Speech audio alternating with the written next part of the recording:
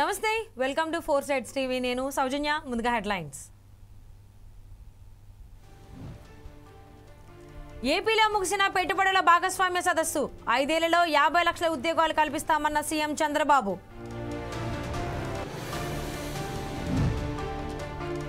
ఐబొమ్మ నిర్వాహకుడు ఇమ్మడి రవికి 14 రోజుల రిమాండ్ చంజల్గూడ జైలుకు తరలింపు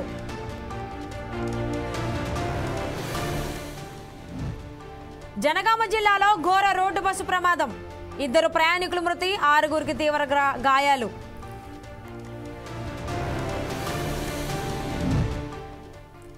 ఎన్టీఆర్ జిల్లాలో తప్పిన పెను ప్రమాదం దాసరి ప్రైవేట్ ట్రావెల్స్ బస్సులో పొగలు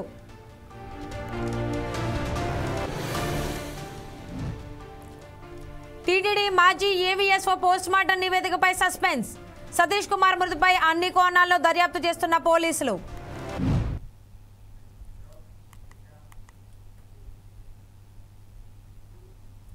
భాగస్వామి సదస్సులో చేరుకున్న 13.25 లక్షల కోట్ల పెట్టుబడుల ఒప్పందాలను 3.5 ఏళ్లలో ఆచరణలోకి తెస్తామని ఏపీ సీఎం చంద్రబాబు తెలిపారు. ఈసారి అన్ని జాగ్రత్తలు తీసుకున్నామన్నారు. పెట్టుబడిదారులతో ముందే అన్ని మాట్లాడామని చెప్పారు. నిబద్ధత ఉన్నవారితోనే ఒప్పందాలపై సంతకాలు చేశామని వెల్లడించారు. వారిలో ఎవరికైనా అనుకోని ఆర్థిక ఇబ్బందులు వస్తే తప్ప మొత్తం ప్రతిపాదనలన్నింటినీ ఆచరణలోకి వస్తాయని స్పష్టం చేశారు. పెట్టుబడిదారుల సదస్సు ముగిశాక ఆయన మీడియాతో మాట్లాడారు. 5 ఏళ్లలో 50 లక్షల ఉద్యోగాలు 10 ఏళ్లలో 1 కోటి ఉద్యోగాలు కల్పించాలన్నది తమ లక్ష్యమని తెలిపారు. 20 లక్షల ఉద్యోగాల లక్ష్యాన్ని 50 లక్షలకు పెంచుతున్నానని తెలిపారు. విశాఖలో 2 రోజుల పాటు నిర్వహించిన పెట్టుబడిదారుల సదస్సు సూపర్ హిట్ అయిందని హర్షం వ్యక్తం చేశారు. వచ్చే సంవత్సరం ఇదే నెలలో ఇవే తేదీల్లో విశాఖలోనే భాగస్వామి సదస్సు జరుగుతుందన్నారు.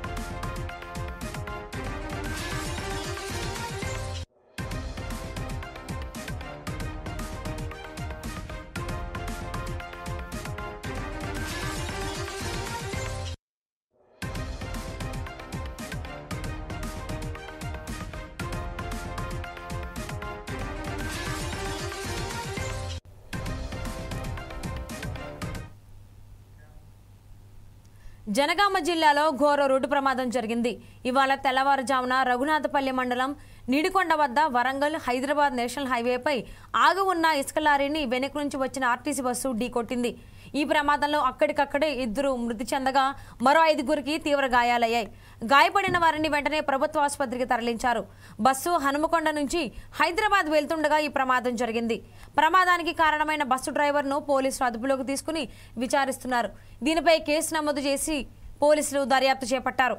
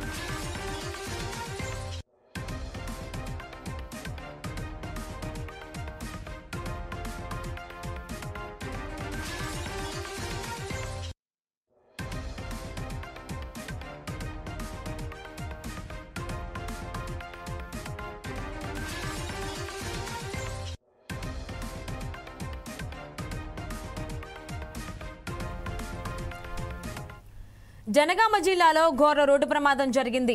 ఇవాళ తెల్లవారుజామున రఘునాథపల్లి మండలం నిడికొండ వద్ద వరంగల్ హైదరాబాద్ నేషనల్ హైవేపై ఆగి ఉన్న ఇసుక లారీని వెనక నుంచి ఆర్టీసీ బస్సు ఢీకొట్టింది.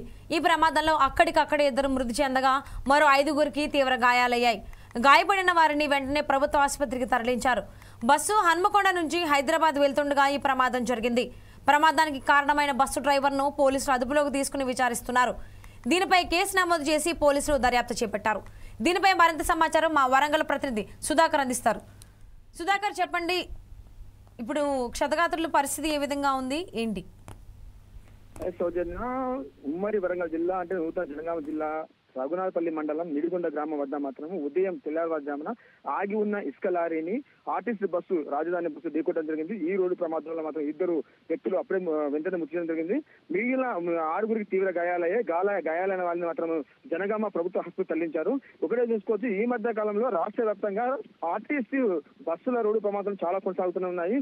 ఉదయం 4 గంటల సమయంలో ఇటు మంచు పడడము, ఈ మంచు ప్రవాహం వల్ల రోడ్డు ప్రమాదాలు జరుగుతున్నాయా, లేకపోతే ఉదయం 4 గంటల సమయంలో డ్రైవరు నిద్ర మొత్తం ఉండేసి ప్రమాదాలు గురవుతున్నారా మాత్రం ఇప్పటికి అంతు చికెన్ బస్సు ఉంది. కానీ మాత్రం కొంతమంది చూసుకుంటే అది ఓవర్ లోడ్, హై స్పీడ్ ఇలా వెళ్ళడం ద్వారా మాత్రం రోడ్డు జరుగుతుంది. జనగామ జిల్లా నిడిగొండ గ్రామ సమీపంలో టోల్ తర్వాత లెఫ్ట్ సైడ్ అన్ని ఇసుక లారీ రోడ్డుకు సైడ్ కు వాళ్ళు డ్రైవర్లు నిద్రపోతున్నారు ఉంటుంది. ఈ నేపథ్యంలో వరంగల్ నుంచి హైదరాబాద్ వెళ్తున్న రాజధాని బస్సు మాత్రం 4 గంటల సమయం నుంచి 5 గంటల సమయం మధ్యలో ఆ రోడ్డు కొనసాగింది. ఈ రోడ్డు జరిగిన ప్రమాదంలో 2 మాత్రం వెంటనే ప్రమాదం జరిగిన వెంటనే మృతి చెందారు. 6గురికి తీవ్ర గాయాలయ్యాయి. గాయాలైన వారిని మాత్రం జనగామ ప్రభుత్వ ఆసుపత్రికి తరలించారు. సంఘటన విషయం తెలుసుకున్న పోలీసులు వెంటనే పరిస్థితి ఇవన్నీ రోడ్డు ప్రమాదాలు చాలా జరుగుతూనే ఉంటాయి. గత నెల నెల్లూరు, ఇప్పుడు వరంగల్. సో చూసుకున్న మాత్రము ఈ రోడ్డు ప్రమాదాలు జరుగుతూనే ఉన్నాయి. ఇప్పటికైనా అధికారులు క్షుణ్ణంగా పరిశీలించి బస్సులు తన బస్ స్టాండ్ నుంచి బయలుదేరే ముందు, డిపో నుంచి బయలుదేరే ముందు బస్సులు ఫిట్నెస్ కరెక్ట్ ఉన్నాయా లేదా చూసిన తర్వాత బస్సులు బయటకు వచ్చే ప్రయత్నం చేయాలి. కానీ ఇప్పుడు చూసుకున్న మాత్రము ఈ ఫ్రీ బస్సెస్ ఎప్పుడు వచ్చాయో మాత్రము వచ్చిన తర్వాత ఆర్టీసీ బస్సులు మాత్రము వేగం ఎక్కువ పెంచడం కోసం, ఎందుకంటే సూపర్ లగ్జరీ రాజధాని ఉన్నది. బస్సులకు ఎక్స్ప్రెస్ టికెట్ మహిళలకు ఫ్రీ ఉండడం ద్వారా ఎక్కువ సంఖ్యలో బస్సులకు పబ్లిక్ ఎక్కడం ద్వారా కూడా కొన్ని ప్రమాదాలు కొనసాగుతున్నాయి. ఈ నేపథ్యంలో ఎటువంటి ప్రమాదం జరగకుండా ముందస్తు గణకాలు అలర్ట్ అయ్యి బస్సుల ఫిట్నెస్ కరెక్ట్ ఉంటేనే రహదారి మీదకి వచ్చేయాలి. కానీ ఉదయం జరిగే ప్రమాదం చూసుకుంటే మాత్రం ఇటువంటి ప్రమాదం మరోసారి జరగకుండా చూసుకునే ప్రయత్నం ఖచ్చితంగా అధికారులు చేయాలనుకోవచ్చు. ఈ ప్రమాదం గల కారణాలు ఏమేంటని తెలిసిందా? అలాగే డ్రైవర్ కూడా అదుపులోకి తీసుకున్నారు కాబట్టి డ్రైవర్ ఏం చెప్తున్నారు? ఒకటే సంగతి తీసుకోవచ్చు, 4 నుంచి 5 సమయంలో ఉదయం ఈ సంఘటన చూసడం మాత్రము అంటే తెల్లారి 4 గంటల సమయం మంచు బాగా పడుతుంది కాబట్టి ఇది ప్రమాదం చూసే మంచు ఎలక్షన్ రోడ్డు ప్రమాదం మాత్రం. అయితే డ్రైవర్ మాత్రం పోలీసులు అదుపు తీసుకోవడం జరిగింది. డ్రైవర్ స్టేషన్ లో పరిశీలించడం జరుగుతుంది. అసలు ఈ రోడ్డు ప్రమాదానికి కారణాలు ఏంటి? డ్రైవర్ నిద్ర మాత్రం కనబడ ఈ ప్రమాదం చోటు చేసుకుందా అనే మొత్తం పర్యవేక్షణ చేస్తున్నారు అధికారులు. ఏదేమైనా ఇటువంటి ప్రమాదాలు జరగకుండా అధికారులు ముందస్తుగా ప్రణాళిక తీసుకోవాలి.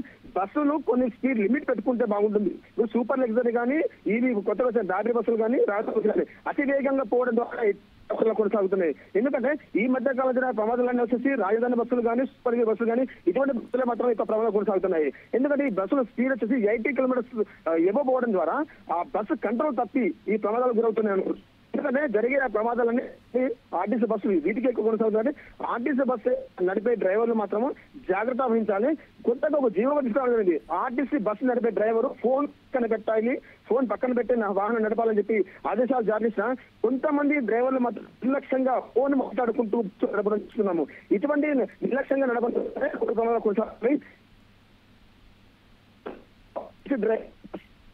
అతని దగ్గర ఉన్న చరవాణి అంటే ఫోన్ పక్కన పెట్టిన తర్వాతనే బస్సు అక్కడి నుంచి వెళ్ళి బస్ స్టాండ్ నుంచి తీసే ప్రయత్నం చేయాలి. కానీ వాళ్ళు అక్కడి నుంచి బయలుదేరిన తర్వాత మార్గం మధ్యలో ఫోన్ తీసుకోవడము, ఫోన్ మాట్లాడుకోవడం ద్వారా ఈ నిర్లక్ష్యపు డ్రైవింగ్ ద్వారానే ఎక్కువ ప్రమాదాలు అయితే చోటు కొనసాగుతున్న కోసం. Thank you Sudhakar.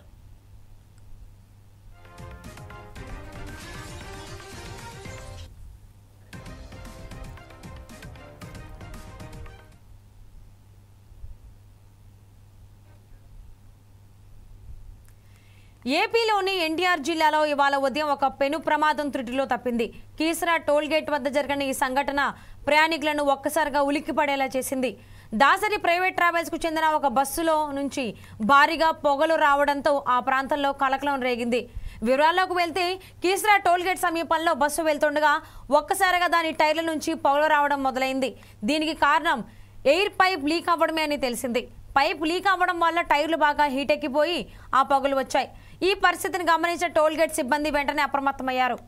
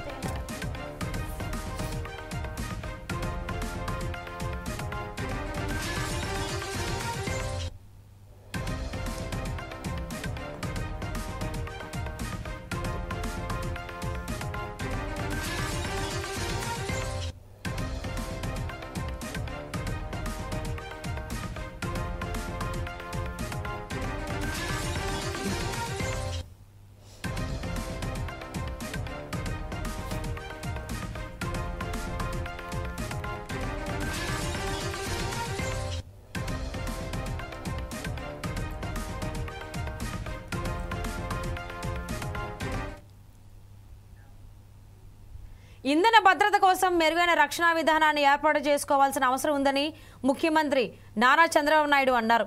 ఇదే సమయంలో టెక్నాలజీని వినియోగించి ప్రజలకు లబ్ధి కలిగేలా విద్యుత్ ఉత్పత్తి, సరఫరా వ్యవస్థలు ఉండాలని అభిప్రాయపడ్డారు. సిఐఐ భాగస్వామి సదస్సులో భాగంగా ఇంధన భద్రత, విద్యుత్ రంగంలో అధునాతన టెక్నాలజీ వినియోగం కోసం రాష్ట్ర ప్రభుత్వం వరల్డ్ ఎకనామిక్ ఫోరంతో ఒప్పందం కుదుర్చుకుంది. Centre for energy, cyber resilience centre ఏర్పాటుపై WEFతో ప్రభుత్వం MOU చేసుకుంది. సీఎం చంద్రబాబు సమక్షంలో ఈ ఒప్పందం చేసుకున్నారు. ఈ సందర్భంగా ముఖ్యమంత్రి చంద్రబాబు మాట్లాడారు. ఇంధన రంగంలో అవసరమైన సైబర్ రక్షణ వ్యవస్థలను కూడా తయారు చేసుకోవాలన్నారు. ఈ మేరకు రాష్ట్ర ప్రభుత్వంతో కలిసి పనిచేసేందుకు WEF ముందుకు రావడం సంతోషం. ప్రపంచం అంతా గ్రీన్ ఎనర్జీ వినియోగం గురించి ఆలోచన చేస్తుందని తెలిపారు. 160 గిగావాట్ల గ్రీన్ ఎనర్జీని ఏపీలో ఉత్పత్తి చేయాలని లక్ష్యంగా పెట్టుకున్నట్లు వెల్లడించారు. అతి తక్కువ వ్యయంతో విద్యుత్ ఉత్పత్తి చేసి సరఫరా చేయాలనేది ప్రభుత్వ ఆలోచన అని స్పష్టం చేశారు.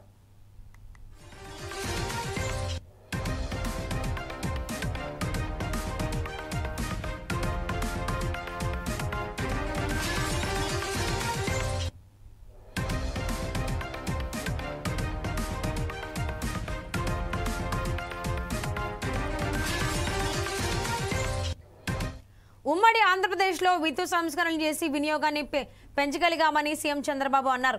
ఏఐ లాంటి టెక్నాలజీ వినియోగం ద్వారా విద్యుత్ పంపిణీ నష్టాలు, సరఫరా వ్యయం తగ్గించాలన్నారు. అప్పుడే ఇంధన రంగంలో సుస్థిర సాధ్యం అవుతుందన్నారు. వ్యవసాయం, వాణిజ్యం, పరిశ్రమలు, గృహాలు ఇలా ప్రతి రంగానికి విద్యుత్ అవసరమేనన్న సీఎం ట్రాన్స్మిషన్ నష్టాలను కూడా గణనీయంగా తగ్గించుకునేందుకు చర్యలు చేపట్టామన్నారు. పునరుత్పాదక విద్యుత్ రంగంలో ప్రజలకు ప్రయోజనాలు కలిగేలా వ్యవస్థలు ఉండాలని తెలిపారు. ప్రధానమంత్రి సూర్యఘర్ యోజన కింద ఏపీలో సోలార్ రూఫ్ టాప్ ప్రాజెక్టును వేగంగా చేపట్టామని ముఖ్యమంత్రి వివరించారు.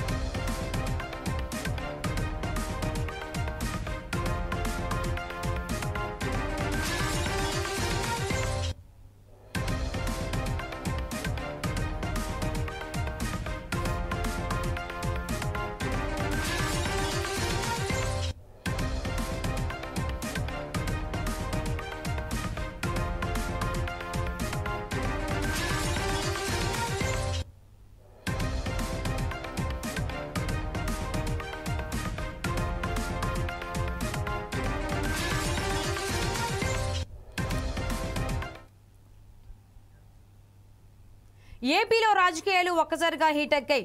శ్రీ సత్యసాయి జిల్లా హిందూపురం నియోజకవర్గంలోని వైసీపీ కార్యాలయంపై దాడి జరిగింది. వైసీపీ కార్యాలయం అద్దాలు, ఫర్నిచర్, వైఎస్ఆర్ విగ్రహాన్ని టీడీపీ నేతలు ధ్వంసం చేశారు. కొందరు వైసీపీ కార్యాలయంలోకి ప్రవేశించి ఒక్కసారిగా దాడికి దిగారు. అయితే వారిని టీడీపీ నాయకులుగా వైసీపీ నాయకులు ఆరోపించారు. ఈ దాడిలో కార్యాలయం అద్దాలు, ఫర్నిచర్, అక్కడే ఉన్న ఓ వాహనం ధ్వంసమయ్యాయి. టీడీపీ వారిని అడ్డుకునేందుకు వైఎస్ఆర్సీపీ కార్యకర్తలు ప్రయత్నించగా వాళ్లపైన దాడి జరిగింది. ఈ క్రమంలో పలువురికి గాయాలయ్యాయి. ఈ దాడిని వైఎస్ఆర్సీపీ తీవ్రంగా ఖండించింది. బాధ్యులపై చర్యలు తీసుకోవాలని పోలీసులను డిమాండ్ చేస్తోంది.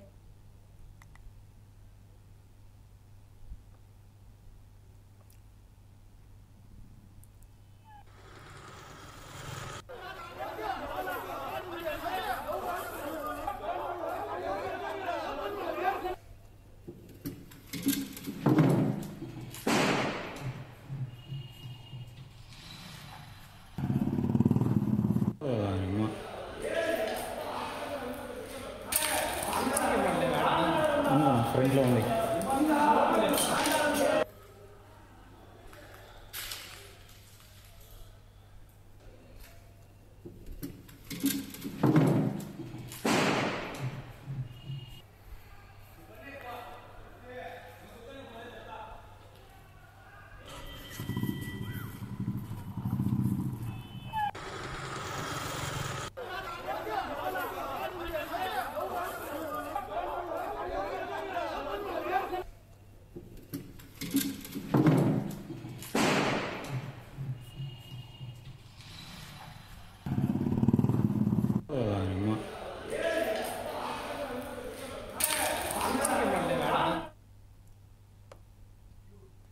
హిందూపురం లేపాక్షి మండలం శరవరం గ్రామ పంచాయతీ గ్రామంలో రచ్చబండ కోటి సంతకాల సేకరణలో భాగంగా వైఎస్ఆర్సీపీ నాయకుడు వేణురెడ్డి ఎమ్మెల్యే నందమూరి బాలకృష్ణపై అనుచిత వ్యాఖ్యలు చేశారు.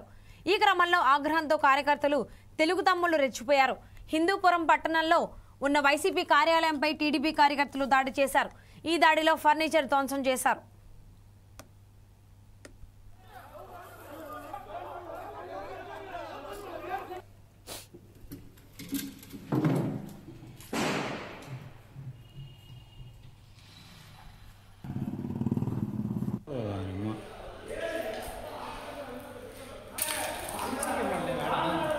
ఫ్రంట్లో ఉంది.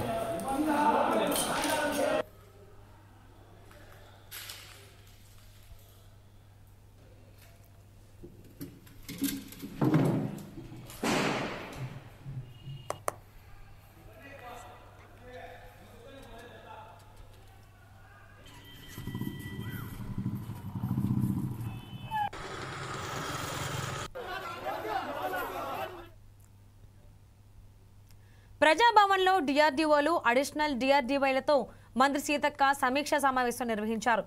జిల్లాలో ఇందిరా మహిళా శక్తి కార్యకలాపాల పురోగతిపై సమీక్షించారు. ఇందిరా మహిళా శక్తి ద్వారా మహిళలు చేపడుతున్న ఆర్థిక కార్యక్రమాల విస్తరణపై దృష్టి సారించాలని మంత్రి సీతక్క సూచించారు.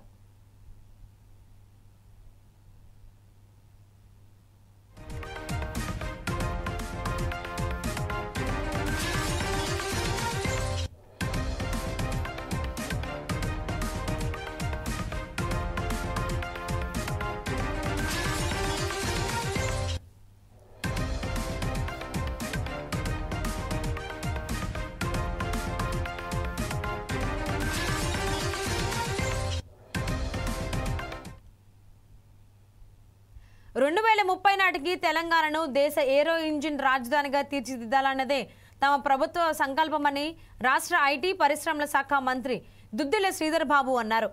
ఇందుకోసం ప్రపంచంతో పోటీ పడేలా దిగ్గజ పరిశ్రమలు, ప్రముఖ విద్యా సంస్థల భాగస్వామ్యంతో ఏరోస్పేస్, డిఫెన్స్ ఎకోసిస్టమ్ను రాష్ట్రంలో అభివృద్ధి చేసేందుకు కాంప్రహెన్సివ్ రోడ్ మ్యాప్ను రూపొందిస్తున్నామన్నారు.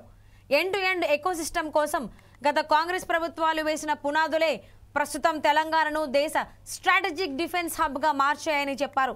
గచ్చిబౌలిలోని ఇండియన్ స్కూల్ ఆఫ్ బిజినెస్లో నిర్వహించిన empowering Atmanirbhar Bharat India's aerospace and defence manufacturing సమ్మిట్కు ఆయన ముఖ్య అతిథిగా హాజరై కీలకోపన్యాసం చేశారు. ప్రపంచవ్యాప్తంగా ఏఎన్జీ రంగంలో నమోదవుతున్న వేగవంతమైన వృద్ధిని మనకు అనుకూలంగా మార్చుకునేందుకు రాష్ట్ర ప్రభుత్వం చిత్తశుద్ధితో కృషి చేస్తుందని మంత్రి శ్రీధర్ బాబు అన్నారు. ఇటీవల కాలంలో అంతర్జాతీయ స్థాయిలో జరుగుతున్న పరిణామాల వల్ల గ్లోబల్ సప్లై చైన్ ఒత్తిడికి గురవుతుందని, ఈ తరుణంలో విశ్వసనీయమైన సరఫరాదారుల కోసం ప్రపంచం ముఖ్యంగా భారత్ లాంటి దేశాల వైపు చూస్తోందన్నారు.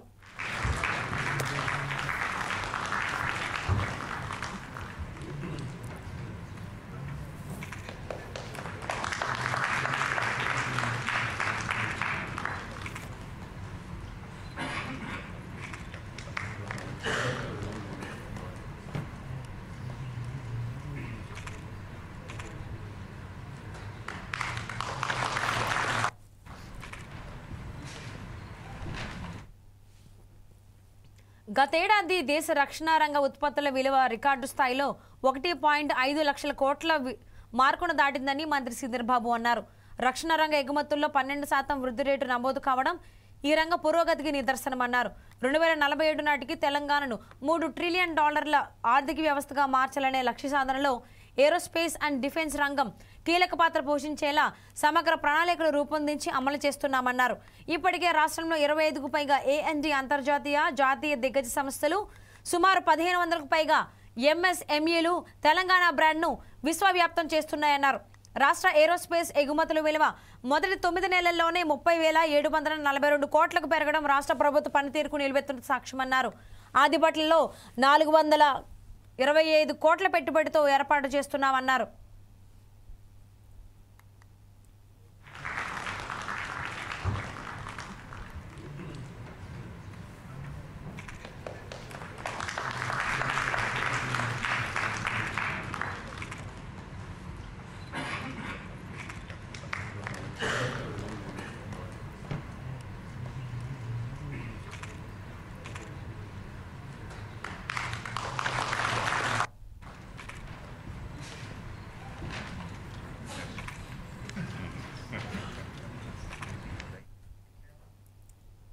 రాష్ట్ర వ్యాప్తంగా ఉన్న ఫారెస్టుల్లో ఫైర్స్ తగ్గించేందుకు స్థానికులకు శిక్షణ ఇవ్వాలని తెలంగాణ అటవీ పర్యావరణ శాఖ మంత్రి కొండా సురేఖ పునరుద్ఘాటించారు.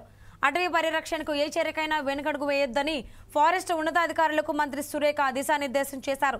దాంతోపాటు ఎకో టూరిజం డెవలప్ చేసి ఫారినర్స్కి కూడా ఆకర్షించే విధంగా ప్రణాళికలు రూపకల్పన చేయాలని చెప్పారు. ఇందుకు సంబంధించిన విషయంలో అటవీ, టూరిజం, పరిశ్రమల శాఖలతో కూడా సంయుక్తంగా ఒక మీటింగు పెట్టేందుకు ఏర్పాటు ఆదేశించారు. రాష్ట్రంలో పచ్చదనాన్ని పెంపొందించే చర్యలు అవసరమని అభిప్రాయపడ్డారు. సచివాలయంలో తెలంగాణ హరితనిధి రాష్ట్ర స్థాయి సమావేశం జరిగింది. ఈ సమావేశంలో అటవీ శాఖ ప్రిన్సిపల్ సెక్రటరీ, అన్ని జిల్లాల డిఎఫ్ఓలు, ఇతర శాఖల ఉన్నతాధికారులు పాల్గొన్నారు. ఈ సమావేశంలో హరితనిధి వినియోగంపై సమగ్ర చర్చ చేశారు. నర్సరీలను ఏర్పాటు చేయడం, మొక్కలు నాటడం, నీళ్లు పోయడం, సంరక్షించడం, మొక్కల లెక్కలు తేల్చడం, పచ్చదనంపై అవగాహన పెంచే కార్యక్రమాలు, ప్రణాళికల రూపకల్పన, అమలు, పర్యవేక్షణ వంటి అవసరాలకు మంత్రి సురేఖ ప్రత్యేక సూచనలు చేశారు.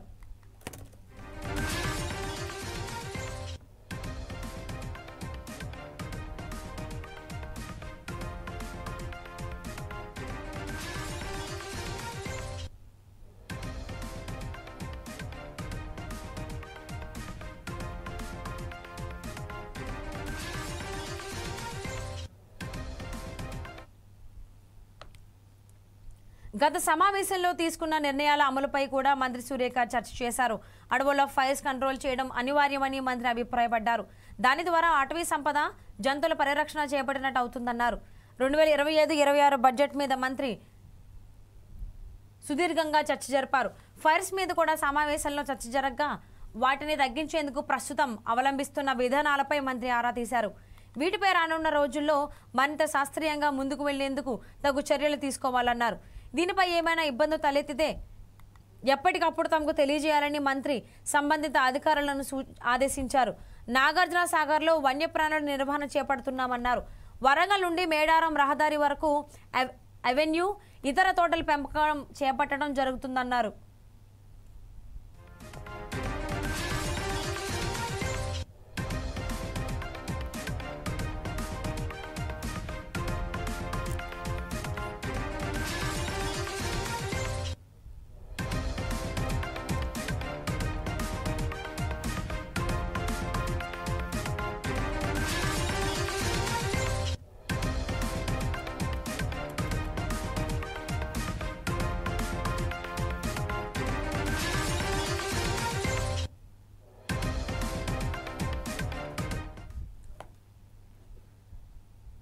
కరీంనగర్ జిల్లాలోని గ్రామీణ ప్రాంతాలలో తరచుగా దొంగతనాలు చేస్తున్న 6 దొంగలను పట్టుకున్నట్లు సిపి గౌష్ ఆలం తెలిపారు. కాపర్, కరెంటు మోటార్ వైర్స్, పశువులను దొంగతనం చేసిన 16 కేసులలో నిందితులుగా ఉన్నారు. వీరిని చొప్పదండి మండలం గుంబ్లాపూర్ వద్ద అదుపులోకి తీసుకున్నట్లు తెలిపారు. ఈ ముఠాలో మరికొందరు పరారీలో ఉన్నారని పోలీస్ కమిషనర్ గౌస్ ఆలం వెల్లడించారు. నిందితుల వద్ద పలు వాహనాలు, 3 క్వింటాల కాపర్ వైర్లు స్వాధీనం చేసుకున్నామన్నారు. దొంగలించిన వాటిని నల్గొండ, వరంగల్, ఇతర ప్రాంతాలలో విక్రయాలు చేసేవారని తెలిపారు. వచ్చిన డబ్బుతో జల్సాలు చేసేవారని విచారణలో తెలిసిందని తెలిపారు.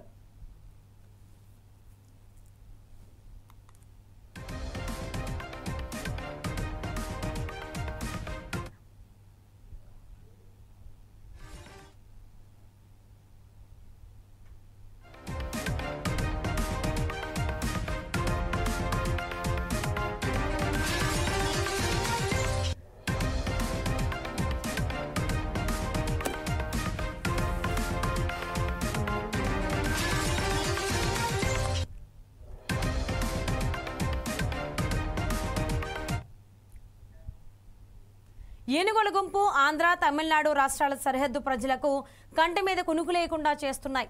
2 రోజుల క్రితం కుప్పం మండలం కూర్మాయిపల్లి వద్ద ఒంటరి ఏనుగు రైతు కిట్టపును తొక్కి చంపగా శనివారం వేకువజామున కుప్పం సరిహద్దులోని తమిళనాడు రాష్ట్రం కృష్ణగిరి జిల్లా బరుగురు సమీపంలోని జగనికొళ్ళై గ్రామ సమీపంలో వ్యవసాయ పొలం వద్ద ఉన్న వృద్ధ దంపతులపై 5 ఏనుగుల గుంపు దాడి చేసింది. ఈ దాడిలో వృద్ధ దంపతులు జీవమ్మ, గోవిందన్లకు తీవ్రంగా గాయాలయ్యాయి. ఈ ఘటనలో జీవ మృతి చెందగా గోవింద్ చికిత్స పొందుతున్నారు. గ్రామం వైపు వచ్చిన ఏనుగుల మందను వేకువజామున స్థానికులు, అటవీ సిబ్బంది పెద్ద ఎత్తున టపాసులు కాలుస్తూ కుప్పం అటవీ ప్రాంతం వైపు మళ్లించారు. దీంతో కుప్పం అటవీ సిబ్బంది సైతం అప్రమత్తమై ఏనుగులు గ్రామాల వైపు రాకుండా ముందస్తు చర్యలు చేపట్టారు.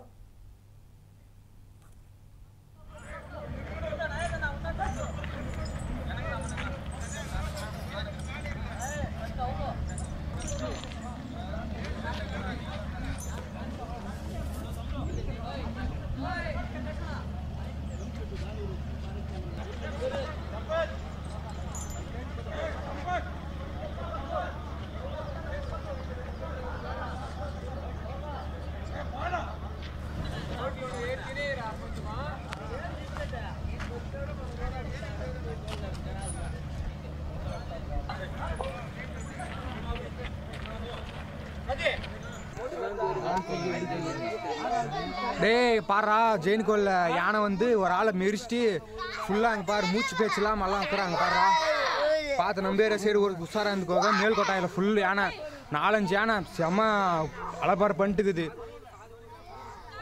பத்திரமா இருந்து 5 யானை இப்போ வந்து ஒப்பதாடி காட்டுக்கு தான் ஏற்றின்னு போய்க்கிறாங்க. 2 ஜீப் ஃபாரஸ்ட் வந்து வந்துக்குது. కార్తీక మాసం సందర్భంగా కేబీహెచ్బీ కాలనీ నెక్సస్ మాల్ పక్కన ఉన్న హౌసింగ్ బోర్డు స్థలంలో ఘనంగా కార్తీక మాస వనభోజన మహోత్సవం ఏర్పాటు చేస్తున్నట్లు నిర్వాహకులు తెలిపారు. ఈ కార్యక్రమానికి ముఖ్య అతిథిగా కేంద్ర హోంశాఖ సహాయ మంత్రి బండి సంజయ్ హాజరు కానున్నట్లు చెప్పారు. హౌసింగ్ బోర్డులో ఏర్పాటు చేసిన ఈ వనభోజన మహోత్సవానికి జంట నగరాల్లోని కాపు, మున్నూరు కాపు, తెలగ, శెట్టి బలిజ సోదరులందరూ కుటుంబ సమేతంగా పాల్గొనాలని, విజయవంతం చేయాలని కోరారు. కుక్కట్పల్లి కాపు వెల్ఫేర్ అసోసియేషన్ వారి ఆధ్వర్యంలో అధ్యక్షులు మోటేపల్లి భరత్ గారు, సెక్రటరీ డేగల నాగేశ్వరరావు గారు, వారి కమిటీ సభ్యులందరూ కూడా కాపు, మున్నూరు కాపు, తెలగ, బలిజ, తూర్పు కాపు అన్ని సామాజిక వర్గాల్ని సమీకరించి సమైక్యంగా కుక్కట్పల్లిలో 16/11/2025 అనగా ఆదివారం రేపు ఉదయం 8 గంటల నుంచి కార్తీక మాస వనభోజన మహోత్సవం నిర్వహించడానికి తలపెట్టారు. ఈ కార్యక్రమాన్ని ఉదయం అల్పాహార విందుతో, బ్రేక్ఫాస్ట్ మీటింగ్తో ప్రారంభమవుతుంది. ఇది 8 గంటలకి ఉదయం స్టార్ట్ అవుతుంది. 9 గంటలకి మన ముఖ్య అతిథి శ్రీ బండి సంజయ్ గారు విచ్చేస్తున్నారు. వారు కేంద్ర హోం శాఖ మంత్రులు, డిప్యూటీ మినిస్టర్ వారు విచ్చేస్తున్నారు. కావున వారు వచ్చే సమయానికి మనం అందరం కూడా అత్యధికంగా హాజరై ఆ ప్రోగ్రాంని జయప్రదం చేసి మన నాయకులు సంజయ్ గారు ఇచ్చేటటువంటి సందేశాన్ని మనం విందాం. కావున మీరు అందరూ కూడా ఉదయం 8 గంటలకు బ్రేక్ఫాస్ట్ మీటింగ్ రావాల్సిందిగా కోరుచున్నాం. అక్కడి నుంచి సాయంత్రం 4 గంటల వరకు వివిధ ప్రోగ్రాంలు ఉంటాయి. ఆ ప్రోగ్రాంలన్నింటిలోనూ కూడా పార్టిసిపేట్ చేసి ఈ యొక్క కార్తీక మాస వనభోజన మహోత్సవం కాపు, మున్నూరు కాపు, తెలగ, బలిజ, తూర్పు కాపు వారు అందరూ కూడా సమైక్యంగా ఇక్కడ కార్యక్రమం నిర్వహిస్తున్నారు. కాబట్టి అన్ని సామాజిక వర్గాల వారు కూడా ఇక్కడికి విచ్చేసి ప్రోగ్రామ్ని జయప్రదం చేయవలసిందిగా కోరుకుంటున్నాము. 12:30 గంటలకి లంచ్ ప్రారంభమవుతుంది. అన్న సమారాధన ప్రారంభమవుతుంది. అందరూ కూడా అన్నప్రసాదం స్వీకరించి ప్రోగ్రామును జయప్రదం చేసి వెళ్ళవలసిందిగా కోరుతున్నాం. Thank you. దేశవ్యాప్తంగా విడుదలైన సినిమాలను ఓటీటీ కంటెంట్లను గంటల్లోనే పైరసీ చేసి విడుదల చేస్తున్న ఐబొమ్మ నిర్వాహకుడు ఇమ్మడి రవికి హైదరాబాద్లోని నాంపల్లి కోర్టు 2 వారాల రిమాండ్ విధించింది. కూకట్పల్లిలోని ఒక ఫ్లాట్లో ఉండగా సైబర్ క్రైమ్ పోలీసులు అతడిని అరెస్ట్ చేశారు. అనంతరం నాంపల్లి కోర్టులో హాజరుపరచగా న్యాయమూర్తి రిమాండ్ విధించారు. ఇమ్మడి రవిని పోలీసులు చంచల్గూడ జైలుకు తరలించారు.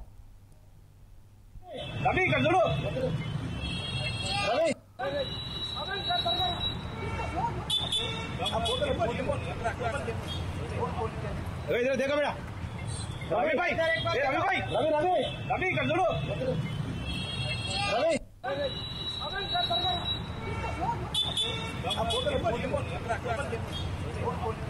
इधर देखो बेटा रवि भाई रवि भाई रवि रवि रवि कर दो रवि